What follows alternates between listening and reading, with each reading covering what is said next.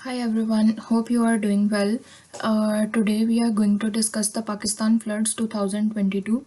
As per the Secretary General of United Nations, he said, I have never seen climate carnage on the scale of the floods here in Pakistan.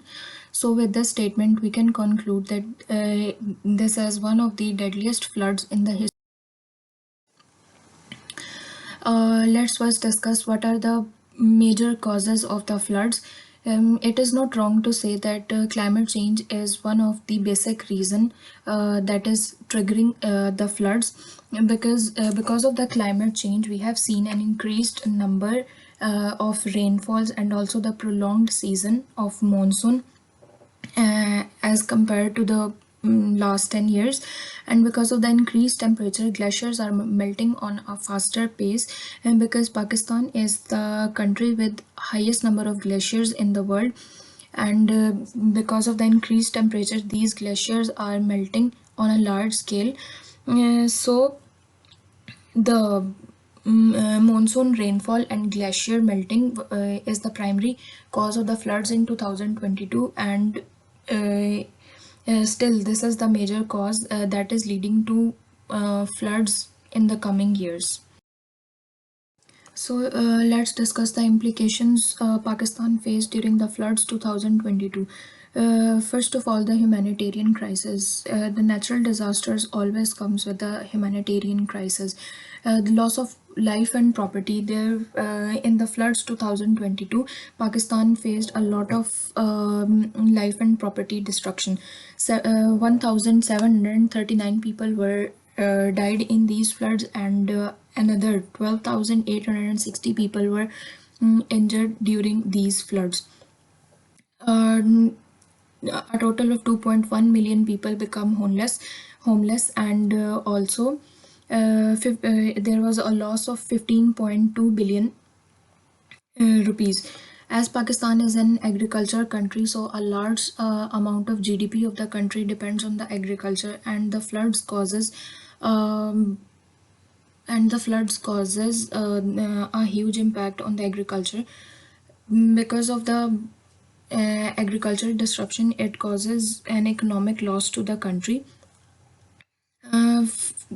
Flood is the natural disaster which comes with a lot of health challenges. For example, it comes with the malaria, it comes with the waterborne diseases and skin infections.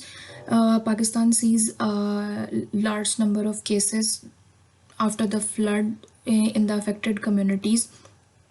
Because of the loss of property on a large scale, people prefer to migrate to urban cities. Environmental impact. Because of the natural disasters, there is always a cost for the environment.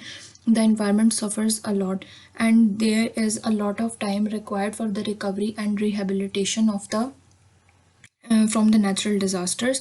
Other than that, people go from the social and psychological impacts, which takes a lot of time to get back to normal thing.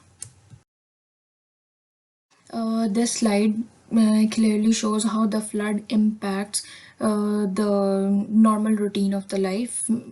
It clearly declines the environmental quality and also damages the foods and the crops, and for the next agriculture season it destroys the land, and it directly impacts the food production. So the people will starve, there will be no um proper food for the people, and also because of less supply people will suffer from high prices of the food supplies. So let's discuss what are the mitigation strategies needed to combat the natural disasters like the floods.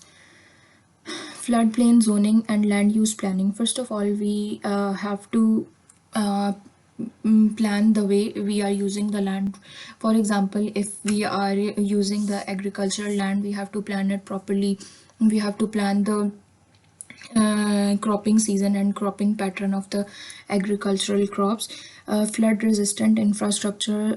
Because of the increased number of floods in developing countries, there is a lot of work going on to make flood resistant infrastructure, so in case of the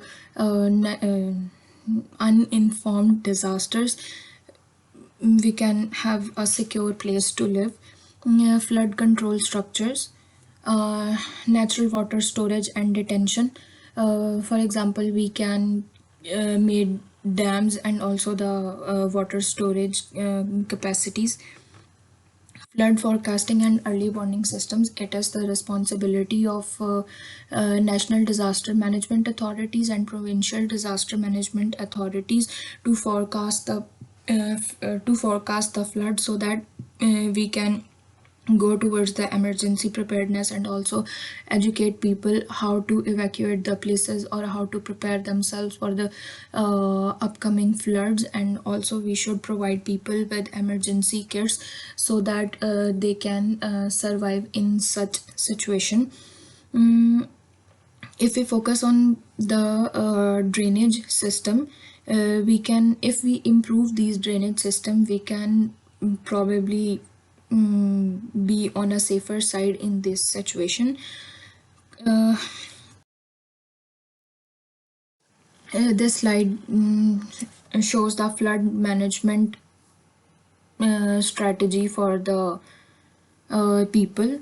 For example, we should focus on early warning systems and training and exercises given to the people. And um, in the areas where there is a high risk of floods, we should focus on the flood insurance, um, building codes, land use regulation, technical food defense, and natural water retention in the catchment.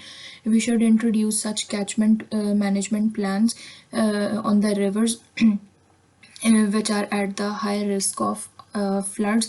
And also we should go towards the risk assessment and evaluation of measures, data analysis, modeling, and mapping. And for the recovery phase, it's a long procedure in the recovery. Reconstruction needs a lot of financial capital and a lot of time. And also the rehabilitation process is a long and time taking process.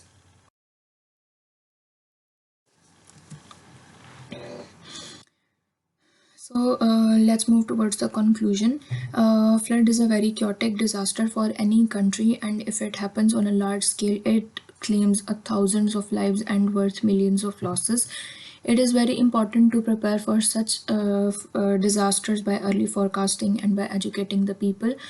Mm, Educating the people about such disasters and providing them with emergency toolkits would be a very positive step towards an improved society. And it is very important for government organizations to work properly and efficiently so that they can deal with such natural disasters.